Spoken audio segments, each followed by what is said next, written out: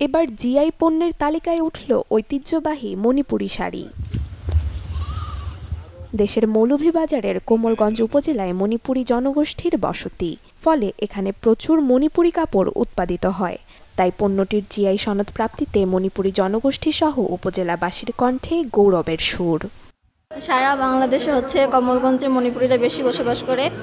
তারপর আমরা সবাই মণিপুরী মেয়েরা বেশিরভাগই তাঁত কাজে তাঁত কাজ করি। আমরা সবাই সবার ঘরে ঘরে তাঁত আছে। আমরা শাড়ি তৈরি করি, ওড়না তৈরি করি, আর মণিপুরীদের ফানেক ওড়না এগুলো আমরা তৈরি করি। শাড়ি আমরা নকশা ডিজাইনের উপরে আছে 5,500 আছে, আর 7,500 আছে, আর সুতির মধ্যে 9,500 পর্যন্ত আছে।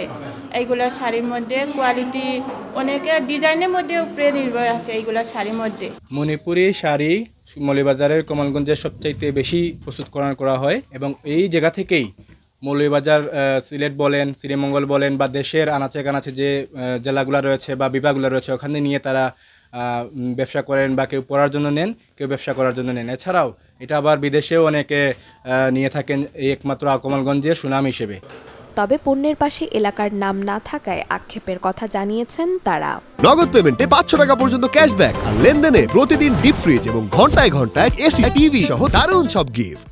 আমরা আশা করছিলাম এই মণিপুরি শাড়ির শতভাগ এই কমলগঞ্জেই তৈরি হয়, এবং এটা কমলগঞ্জের জিআই পণ্য হিসাবে অথবা মৌলভীবাজারের অন্তর্ভুক্ত এই কমলগঞ্জের জিআই পণ্য হিসাবে এটা ঘোষণা করলে খুব ভালো হতো।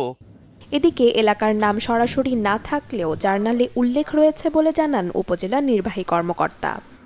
এখানে জিআই এর প্রোডাক্টের জন্য এটা যেভাবে আবেদন করেছে চেয়ারম্যান বাংলাদেশ তাঁত বোর্ডের পক্ষ থেকে আবেদন করা হয়েছে, এবং আবেদনের সিলেটের মণিপুরি শাড়ি বলা হয়েছে। আপনার জিআই জার্নালটা যখন পুরোটা পড়বেন, এখানে সুন্দরভাবে আমাদের কমলগঞ্জের মণিপুরি শাড়ি, কমলগঞ্জের কোন এলাকায় স্পেসিফিকভাবে এটা উৎপাদন করা হচ্ছে সবিস্তারে এটা বর্ণনা আছে।